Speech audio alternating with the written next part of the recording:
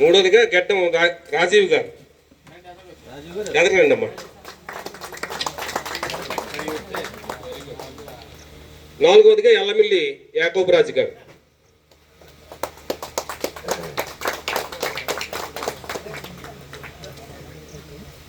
వీళ్ళంతా కూడా మన గ్రామ శాఖ బోర్డు. మీరు దీన్ని మన పార్టీని గ్రామంలో ముందుకు సాగిస్తారనే నమ్మకంతో పెద్దలంతా కలిపి మిమ్మల్ని ఎన్నుకోవడం జరిగింది కాబట్టి ముందుకు నడుపుతారని కోరు.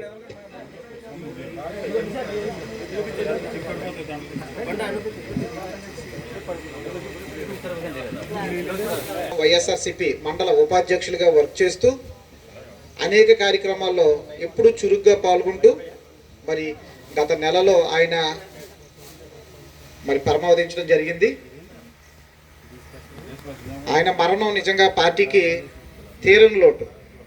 ఎందుకంటే వైఎస్ఆర్సీపీ సకినేటిపల్లి మండలంలో అసలు ముఖ్యంగా అంటే నేను కమ్యూనిటీ గురించి మాట్లాడకూడదు, కానీ ముఖ్యంగా చెట్టుబల్లి కమ్యూనిటీ నుంచి అసలు చాలా యాక్టివ్గా పార్టీ ఒక మెసేజ్ వెళ్తే చాలు, అది విజయవాడ